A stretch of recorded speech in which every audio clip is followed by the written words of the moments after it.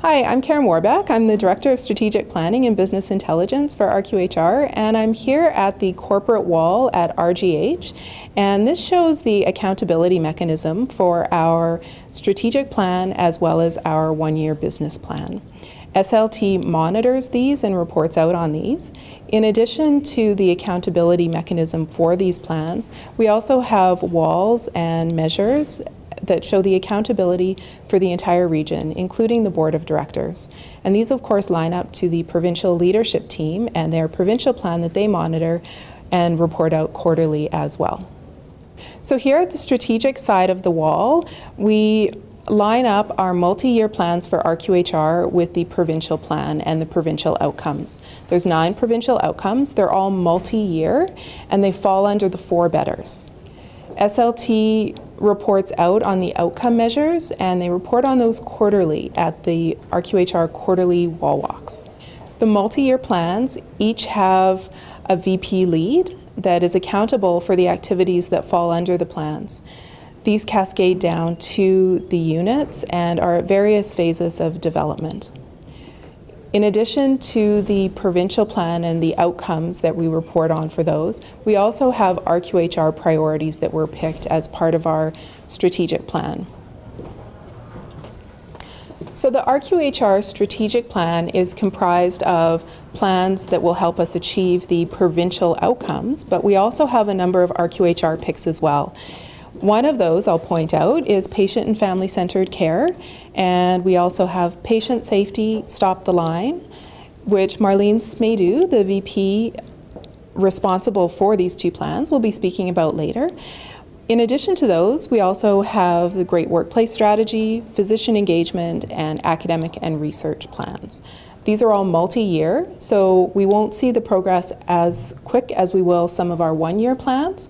But Marlene will walk you through how the plans drill down, and by all working together, we will help to achieve our outcomes.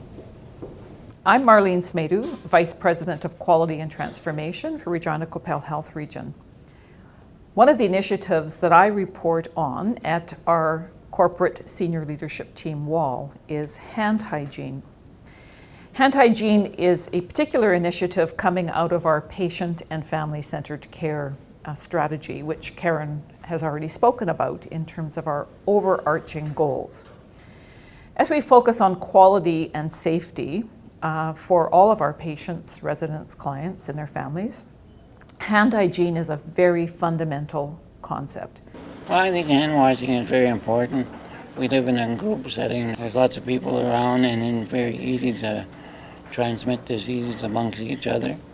And I have a weakened immune system, so it's very important to me to have people wash their hands before they look after me. It relates to reducing hospital-acquired infections, ensuring that our hospital environment and all of our providers are providing the best care, not communicating infections or germs, and ensuring that we're also teaching our patients and families around good hand hygiene, which is fundamental for their health, both in the community and in our institutions. Why is hand washing important to you? Because the transference of germs and one to the other patient is a hard deal. If you're not washing your hands, you're transferring germs. And that makes me sicker and other people as well.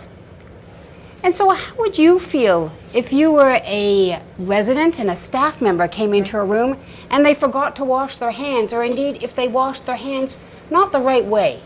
What would your response be, or how would you feel? I'd be inclined to say, halt, you need to wash your hands more here. There's a lot of people here that need to wash your hands to be clean, because some little bug can cause death here. It can cause death. Hand hygiene is one of the many patient and family-centered care initiatives that we're moving forward. But it is a very specific one in that it relates to what everybody in our institution does on a daily basis. And that is, we wash our hands before we care for our patients and clients, after we care for our patients and clients, and at all of the critical moments of touching anything that might not be clean, to ensure that we're not communicating infections that are caused by germs.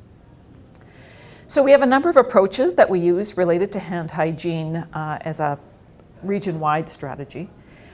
Certainly one of the approaches is to audit how we're actually doing with hand hygiene. You, hands in. Okay, look around the room. Everybody meets the hand hygiene. Right now, there's no bracelets, no jeweled rings, no nail polishes, right? Good. How many people, as they entered the room, take your hand, it's a process of elimination. Once you're out, you're out. How many people, when they entered the building today, at a point of entering the building, did hand hygiene? I did. No, if you did, you If you did, if you did, you leave them in. If you didn't, take your hands out. Excellent. This is a first day, you guys. Clap your hands. We all got it. We all got it. How many people? Clap your hands. How many people? Clap your hand hygiene hands. How many people washed their hands as they entered onto the unit this morning? I did. Yep. That we're 2 for 2. Excellent. How many people after lunch came back onto the unit and performed hand hygiene, whether it's at the station or in the staff room? I did. Oh, 3 for 3. Oh my gosh, this is, what a good day. We're missing Sonia. Okay, that might be something to edit out. Okay, so how many people after performing care on a resident, before they went on to their next resident, washed their hands or performed hand hygiene? We all did. So, how many people performed hand hygiene before they prepared their rounding carts this morning or started their medication pass? We did 5 out of 5 questions today, you guys. This is the first. We've been doing this thing for 2 weeks. This is the first. You guys are excellent. Everybody, clap your hands. We've, over the many years, have conducted audits on a regular basis within our region. That has consisted of having somebody on the unit monitor at distinct periods of time, usually quarterly, that all of our physicians and staff are washing their hands at the appropriate times and for the appropriate length of time. I had just remembered that you have to isogel in between, like untying your things. Right. Yeah, and I was like, and we were going to they're point not out, even there. we were going to point out too, even though you isogelled here and you walked down the hall and didn't touch anything, as soon as you open that drawer here, hands are Oh dirty. yeah, yeah, true. Yeah. Right. So that was. So I isogelled, then pulled the drawer out. Get your gown yeah. on. Get all your gown on. I did too. Yeah. Okay. Gotcha. Okay, and then I'll you fix it. isogelled.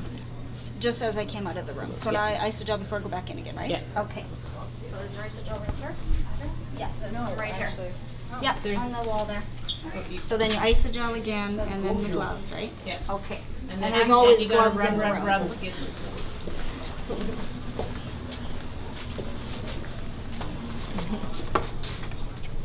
So did you do hand hygiene before you put your gloves on, Maria? Before I put the But you- tela in Mark's room, I Right. use the. But you touched something I saw over there. Sorry. If I'm gonna be, if we're gonna do this totally, right? So Yes. Okay. Yeah. Yes. So you right. Yes. Thank you, Shelly. Yeah. Thank you, Maria.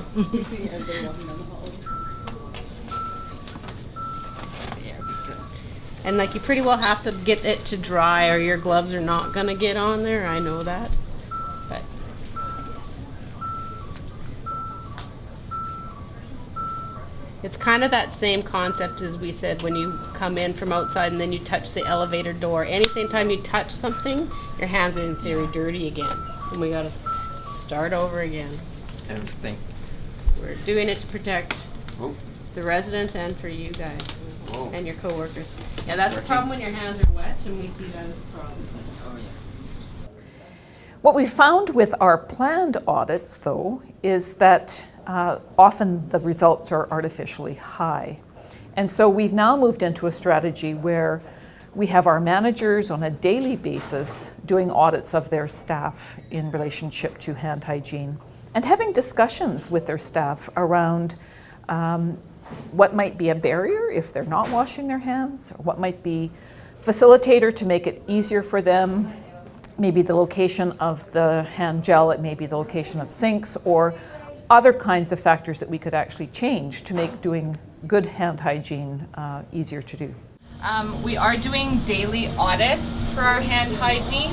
So today our audit showed that actually us as nurses, we've done very well, and us as a unit have done very well, but we're finding some key points where we've been lacking. So today what I found was that one of the physicians put gloves on, went into a patient room, came back out, wore the same gloves to do all of their charting, and then proceeded to go into another room to see another patient with the same gloves on. So if you're seeing things like that or you're noticing things like that, you just want to make sure that everybody is fully aware that you can confront these people. If you receive any sort of grief about saying, you know what, you need to wash your hands, or you know what, you look like you missed something there, if you get any grief, be aware that that can be taken a lot higher up. We had some trouble with nurses last week, but we've actually done really good so far this week. And lovely Mario is always doing a really good job on the unit. So we are doing this on a daily basis. It will be to the point where it'll be happening 7 days a week. We want to make sure that we're not causing harm to our patients, and we don't want to take this stuff from the unit, and we don't want to take it home to our family members or to us ourselves. Just want to make sure that we're providing as safe a practice as we possibly can. We want 100% compliance. You know, we're coming into lovely influenza season, so it's even more important and pertinent that we're doing really good, diligent work with our hand hygiene. When we come to the wall at the corporate level, we review our overall work plan for hand hygiene, which is contained in this document. Talks about what the problem statement is and what are the actions that we're going to implement. And then we have a document that we call the newspaper. And in this case, our newspaper is divided into a variety of sections that relate to the different sorts of strategies that we are going to implement. Our newspaper contains actions and sometimes barriers that we need to overcome related to the various initiatives we're implementing. And we've divided our newspaper so that it talks about strategies with our employees, our physicians, patients and their families. Sometimes there are environmental strategies we need to initiate.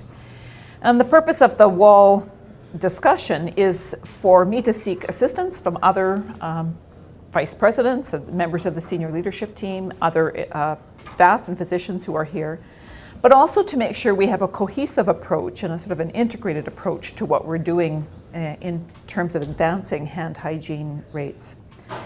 Data is absolutely critical at this wall, and what we have here is a roll-up of the data that we receive from the various units that do hand hygiene audits.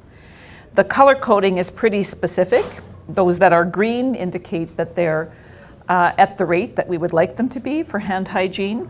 Yellow is not quite there, but often improving, and red are units or facilities where our hand hygiene audits show that we have deficits.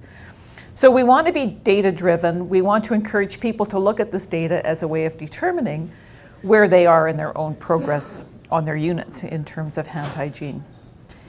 At the unit levels, the data is much more specific in terms of looking at what their hand hygiene audits are showing every day. And when the managers and clinical nurse educators, clinical resource nurses are doing the audits and coaching staff, that they can actually in real time move from where there may be some deficits in hand washing to where they're at 100%. So clearly, this is important for us overall as a region for many of the strategies related to the safe quality care of our clients. And it relates very specifically to what everybody does every day in caring for patients and clients and for each other as workers within the region.